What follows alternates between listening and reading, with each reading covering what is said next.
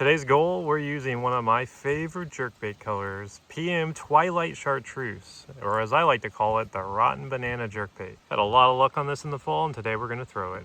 There we go. Oh my. Oh my. All right, this is gonna be a little tricky, but I think that we can get up this. There we go. That's a big fish. I think I just caught a giant, guys. It is a cold, crisp morning here. It is truly, truly a fall day. We've got warm coffee, a warm boat, and we've got a jerkbait. And our goal today is we are solo. We are doing a solo access on a stretch of river where I've caught the biggest smallmouth I've ever caught in this area was here on this stretch. But our main goal is to hit some of these big wintering holes because the water is cool and it seems like a lot of fish have moved into their winter patterns. There we go. He was in the current. I don't know if he's good or not. He's definitely dogging me. He almost feels like a...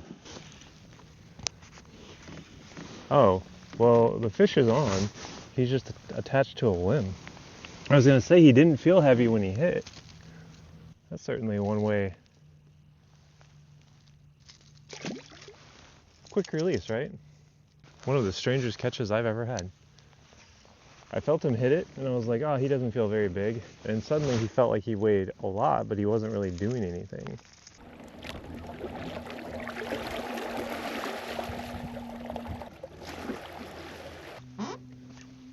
There we go. It's a smallie.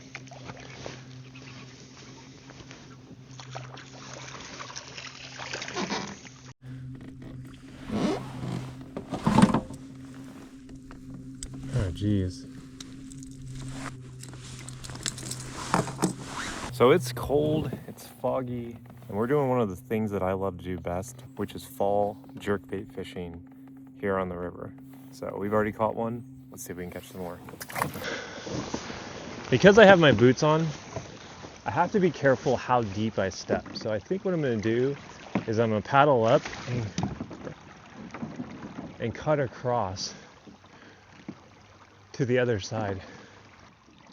And we'll pull up that side and then we'll be good. Because it's cool water temps. I can't just step in whatever degree I want. There we go. That's a decent strike. That's a big spotted bass is what that is. That is a chunker of a spotted bass right there. Get my old rusty pliers since these are the only ones I apparently remembered. Chunky Kentucky spotted bass. We'll put him back in. Well, that's 3 fish. Still looking for a respectable smallmouth though. There we go. Pulled him off that. That's a sunfish. Get out of here, dude. Oh. What are you doing out right now? It's a little too cold for you, dude. Look at that. A long ear. Tell you what, this hot coffee was the best decision I made this morning.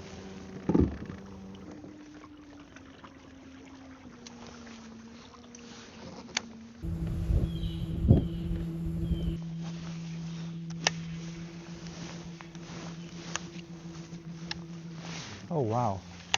I don't know if the camera caught that. The bald eagle just like flew right over us, like real low to the ground. Oh my gosh, that's a decent smallie. Oh, that was a decent smallie. Right where the eagle was, the eagle had me distracted. Oh my gosh, that was a decent smallie. Man, I can't believe we didn't catch anything else on those rocks. And we had our opportunity to good smallmouth and we lost him. We'll blame it on the eagle. The way these bass are behaving, I bet you a spinnerbait would have worked. But there we go.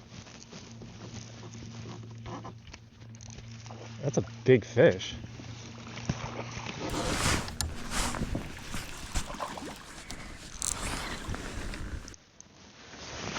I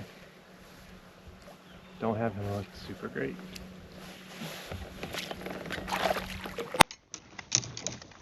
I think I just caught a giant, guys. Look at that. I think I just caught a giant. He did not fight super hard, so I was just like, well, if he's gonna just let me bring him into the net, I'm gonna do it. Look at that. That is a gorgeous fish right there. That is absolutely every bit of a 20.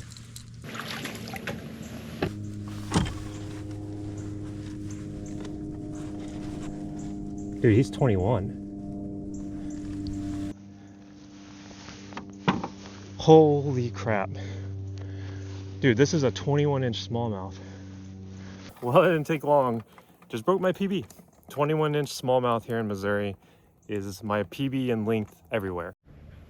All right, there it is, guys. 21-inch smallmouth. My new PB here in the fall on the Vision 110 Junior.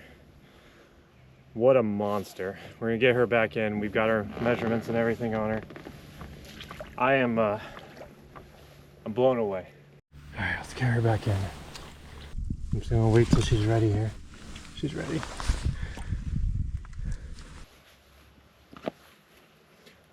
Whew. Let's go. Oh, I'm a little bit just kind of at a loss for words. That was about the most uneventful catch I think I've ever had. I did not realize she was that long. When I first went the netter, I would have played her a lot more if I had known that she was that long.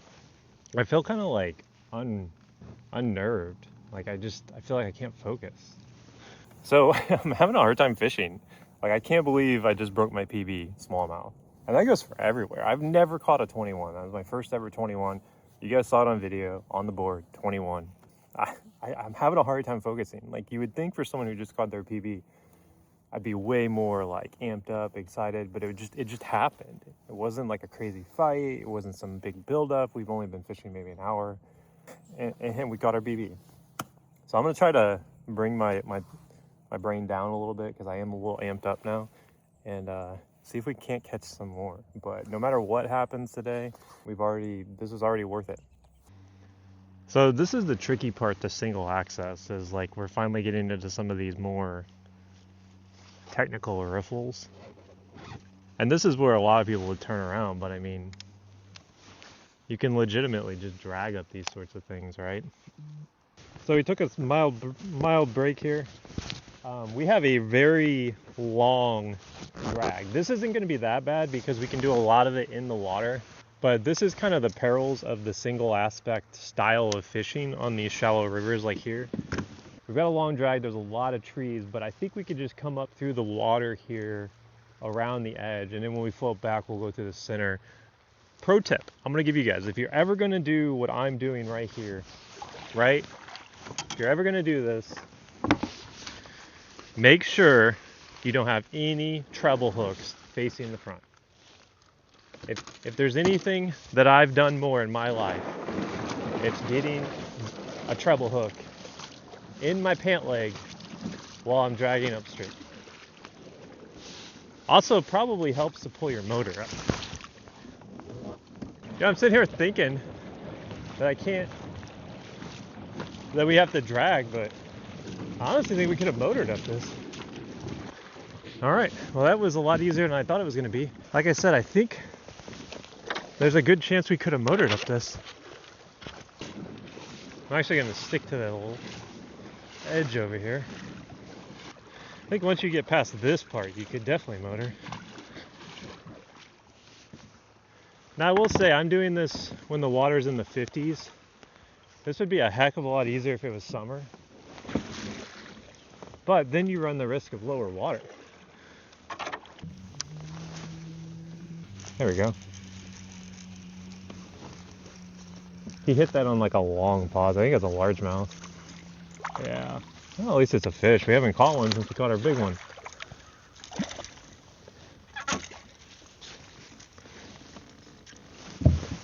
Largemouth. That means we caught all 3 species today. So he hit that on like the really long pause. So like, see, this stuff is all like slow and meandering and like.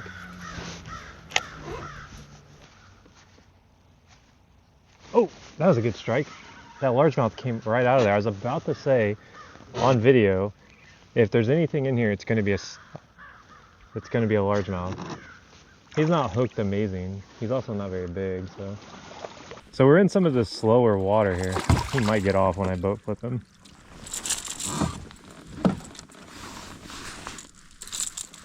But largemouth. We're in the areas where there's going to be more largemouth, but yeah, he's got some weight to him. Sometimes, like, around wood, like, a lot of people see jerkbaits as, like, these clear water, like, super finessey, but sometimes you can just let it rip around wood. I'm running 12-pound Tatsu, which, in my opinion, is a pretty durable line. Now, I mentioned at the start of the video, like, sometimes as they get into winter and I want to do more deep jerkbait fishing, like if I'm running like at the +1 exclusively, right, I will switch to 10 pound. All right, this is going to be a little tricky, but I think that we can get up this. I tried to get up this last fall and I couldn't do it when the water was slightly lower. Oh, that wasn't even hard. Almost there. Almost there.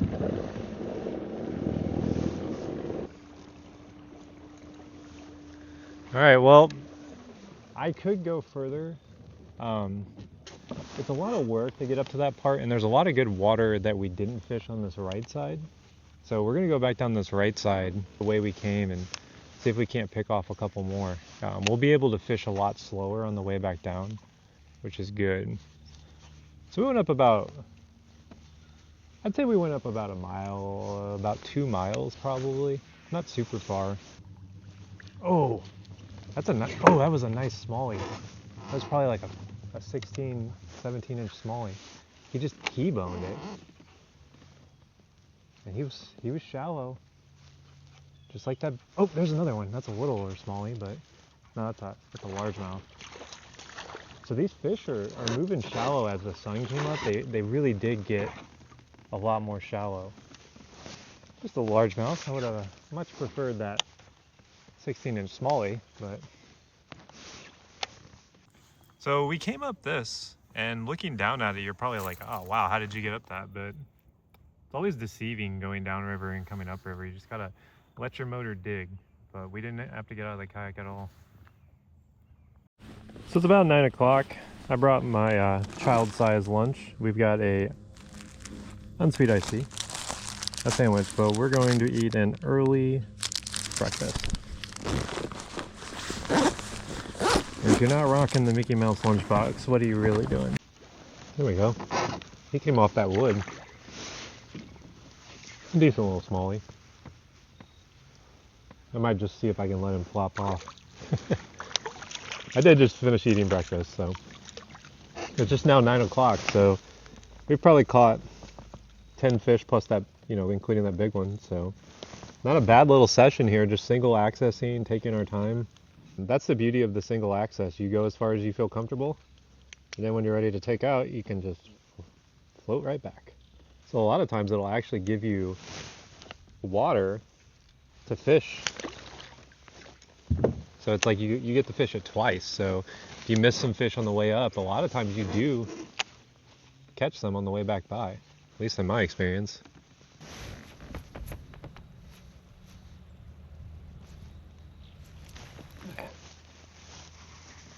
That's a largemouth.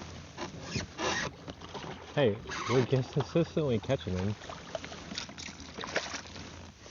A little largemouth. You notice in the winter, a lot of largemouth get those really pronounced lateral line. And you'll see a lot of people think they caught a spotted bass because people are really bad at identifying spotted bass, I've noticed.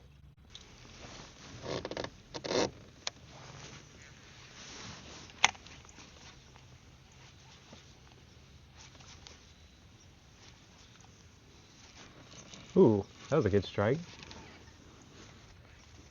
Like I said, when you come back through this hole, it's a fat little smallmouth. Not very long, but he's pudgy. Well, he's only got the back hook. So, not a bad little smallmouth. He was just in that hole back, well, he's going right back to it. He knows exactly where he was. He knows what he was about. This could actually be pretty treacherous if the water was up, because there's a lot of like knobs sticking up. And I've had more problems with freaking knobs getting caught in my scupper plugs than I have anything else on the river. I'm actually gonna go around this.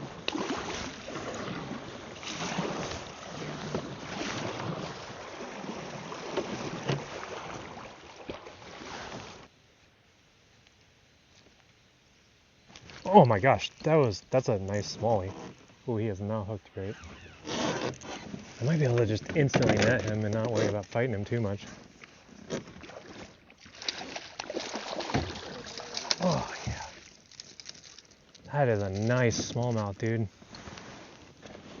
Well, we haven't caught a, whoa, spicy. We haven't caught a good smallie in a minute. This nice, he's probably around 16 inches. Beautiful smallmouth. Cold. He feels like an ice cube. So we're just working this area. I think he's been caught before. He is feisty. He's ready to go back in. But working along these tree limbs just with the jerkbait. That was probably a more feisty fight than the big one. But we're gonna work our way back down and then do one more circle and then fish the last hole. And I think overall this has been a really successful trip. This is the jerkbait that we caught them all on. Just a straight up yellow with a black head. And if we stop catching them, we will know that it was the jerkbait color that mattered. So if we look back at this and it's like, well, why did the bite die? And we were so consistently catching them up and down the side, I can look back and be like, oh, we changed colors and it messed everything up.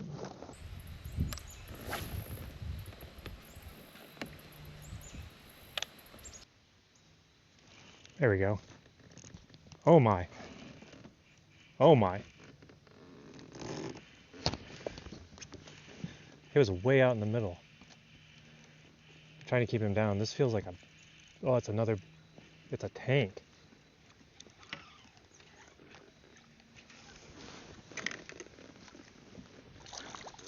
Oh my gosh. Oh my gosh. This is nowhere near as long as that other one, but it is so fat. So fat. Look at the girth on that thing. Let's see, how long is this thing? This dude is 17 and a half, but I bet you anything, this little butterball weighs 3 pounds. What? Yep, 3 pounds. All right, well, what a chunker. What a chunker. It's not too often I catch a fish that's under 18 inches that impresses me as much as this one. Fall in the Ozarks, I mean, look at the blimp on this. I think this is heavier than my 21.